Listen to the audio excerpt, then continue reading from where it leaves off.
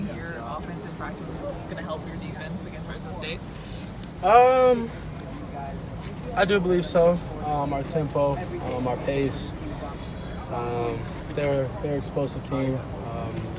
They might not be explosive, on one particular play where they're throwing the ball deep downfield, but they have guys that can catch the ball and do special things with the ball. So I do think that in some ways that we do help, but I think it'd be a good game for the defense to build a lot of confidence to play versus an offense like that. So yeah. How has your comfort level in this offense grown from kind of year one to now second year in the offense? It's grown tremendously. My confidence with certain passes that I might make or might take. I know certain things that I didn't know last year with that being checks or run checks, pass checks, anything like that. So it's grown tremendously. What are you expecting from Fresno State defensively? I expect them to be a good group of guys, good, well coached. They got a couple guys in their defense that are noticeable, that just make plays, and they're aggressive. Like I said, they're a good group of guys, and they are aggressive. Obviously, everyone talks about Jordan's speed, but what other aspect of his game as a receiver has really shown out to you, especially over these first couple games? Yeah, he's smart.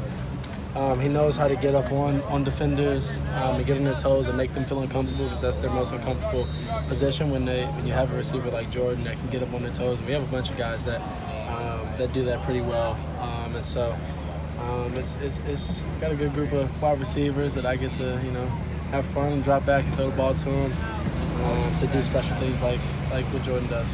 We were talking to Travis yesterday, and he said there's certain times in games where you can't hear the sidelines, and all of a sudden he'll hear a Lincoln whistle, and he'll have your attention. And what's that in-game communication like between you two? So are you saying in practice, or are you saying like in games with checks? And without Lincoln being able to actually be able to hear him? It's funny because we do it all throughout practice. Where we did it today, where we have certain things that we know, like we're trying to communicate to each other. And today it was something that we don't normally communicate with, and have a couple times today. But it's funny because we always come to the sideline and kind of joke about it or anything like that. So it's unique. Like I said, our bond has been building, but it's really fun. Coach has talked about the importance of building trust with Yep. you guys and how that's a process. But, Yep. these first two games, they have to go a long way, right? Yeah. This week we're preaching trust, because in last game second half we kind of stalled a little bit, and it wasn't because of necessarily anything that the defense was doing. There's a good group of guys over there, but it wasn't necessarily anything that they were doing. It was just us as a team. Our energy, our effort, our execution, trusting what the coach is calling, trusting your checks, trusting your blocking keys that we practiced throughout the whole week. And so this whole week we've been preaching trust, trusted. Trust what we're all working towards. Trust what make this offense for us, and we say it to the defense too, with special teams, that make the special teams yours. Like the plays they call, make them yours. Like if they get past 25 yards, 20 yards on special teams, like you should feel some way. The offensive line, we don't go out there and score. You should feel some way.